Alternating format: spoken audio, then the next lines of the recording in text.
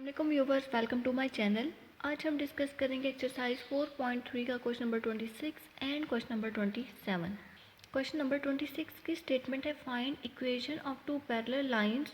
हमने equation of two parallel lines find करनी है जो परपेंडिकुलर हैं किस लाइन के, 2x minus Y plus 3 is equal to 0। Next कहते हैं स्टेटमेंट में such that product of x and y intercept, जो रिक्वायर्ड इक्वेशन है उसका प्रोडक्ट x और y इंटरसेप्ट का इक्वल है हमारे पास 3 के। अब नेक्स्ट सोल्यूशन देखते हैं। हम एक लाइन दी हुई है, हम उसकी स्लोप फाइंड कर लेते हैं। स्लोप क्या होगी, coefficient of x divided by coefficient of y। Values replace करते हैं, हमारे पास आंसर क्या आ जाएगा 2। Since required line is perpendicular, ठीक है, जो हमने लाइंस फाइंड करनी है वो क्या है, इस लाइंस के परपेंडिकुलर है, तो हम स्लोप का रिजल्ट जो दो परपेंडिकुलर लाइंस के लिए है वो यूज़ करते हैं। रिक्वायर्ड लाइन परपेंडिकुलर हो तो क्या करते हैं, सिंपली गिवन लाइन की स्लोप का रेसिप्रोकल लेके उसको मल्टीप्लाई कर देते हैं -1 से। तो रिक्वायर्ड लाइन की स्लोप हमारे पास क्या आ गई, -1/2। और y इंटरसेप्ट हम लेट करते हैं उसका क्या है, c। स्लोप फॉर्म इंटरसेप्ट में ये वैल्यूज रिप्लेस करते हैं तो हमारे पास आंसर क्या आ जाएगा, y is equal to -1/2x plus c। अब नेक्स्ट हमें x इंटरसेप्ट और y इंटरसेप्ट का प्रोडक्ट दिया हुआ था क्वेश्चन में, तो हम इसको पहले कन्वर्ट करेंगे नॉर्मल फॉर्म में।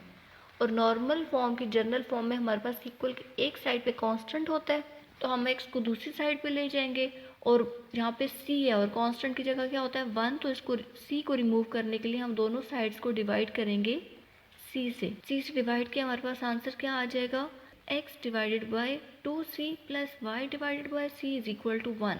अब x के नीचे जो डिनोमिनेटर होता है वो क्या होता है, x इंटरसेप्ट, और y के नीचे जो डिनोमिनेटर होता है वो क्या होता है, y इंटरसेप्ट। और हमें गिवन था कि उन दोनों का प्रोडक्ट किस चीज़ की इक्वल होगा, 3 के।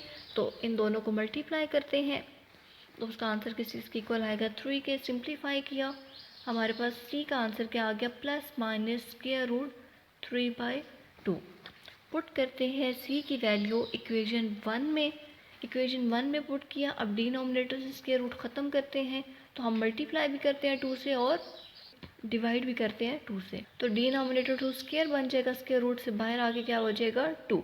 तो देखें हमारे पास दो लाइंस आ गई जो हमारे पास रिक्वायर्ड पैरेलल इक्वेशंस है। नेक्स्ट क्वेश्चन नंबर 27 की स्टेटमेंट में हमें गिवन है एक वर्टिक्स पैरेललोग्राम का और एक डायगोनल की वैल्यू गिवन है, और नेक्स्ट हमें साइड्स की स्लोप गिवन है 1 एंड -1/7। हमें फाइंड क्या करना है, इसमें 3 रिमेनिंग वर्टिसेस, एक वर्टेक्स दी हुई है, 3 रिमेनिंग वर्टेक्स हमने फाइंड करनी है। हम लेट कर लेते हैं B C D be the required vertices of a parallelogram. अब हम जानते हैं जो डायगोनल होता है वो पैरेललोग्राम को बाइसेक्ट करता है, मींस जो हमें इंटरसेक्शन पॉइंट दिया हुआ है वो इस डायगोनल का मिड पॉइंट है। तो हम लाइन ए और सी का मिड पॉइंट फाइंड करें तो उसका आंसर क्या आ जाएगा, 2, 1। अब मिड पॉइंट फार्मूले के अंदर वैल्यूज रिप्लेस करते हैं, दोनों पॉइंट के एक्स कोऑर्डिनेट को ऐड करके divided by 2 and Y coordinate को ऐड करके डिवाइडेड बाय 2। दोनों एक्स कोऑर्डिनेट आपस में क्या होंगे, इक्वल। हम उनको इक्वल लिखते हैं और उसके अंदर से सी की वैल्यू हमारे पास क्या आ जाएगी, 3। सिमिलरली वाई कोऑर्डिनेट दोनों क्या है हमारे पास, इक्वल, तो दोनों वाई कोऑर्डिनेट को इक्वल लिख के हमारे सिंप्लीफाई करें, हमारे पास आंसर क्या आ जाएगा, डी का -2। इस तरह से हमारे पास पॉइंट सी क्या आ गया, 3 -2। अब नेक्स्ट देखिए स्लोप। स्लोप हमें गिवन है 1 एंड -1/7। दो लाइंस की स्लोप अगर वो पैरेलल है तो वो क्या होगी, सेम। और हम जानते हैं पैरेललोग्राम की जो 4 साइड्स होती हैं उनमें से दो साइड्स आपस में क्या होती हैं, पैरेलल। तो हम कहते हैं slope of A D is equal to slope of B C is equal to 1। क्यों इन दोनों की स्लोप इक्वल है, क्योंकि दोनों क्या है, पैरेलल। तो स्लोप हम फाइंड कर लेते हैं इन लाइंस की। स्लोप क्या होती है, change in Y divided by change in X. सबसे पहले ए डी की स्लोप क्या आ जाएगी, f-4 divided by e-1 is equal to 1। B C की स्लोप, ठीक है, y2 - y1 divided by x2 - x1 करेंगे, बी सी की स्लोप आ गई।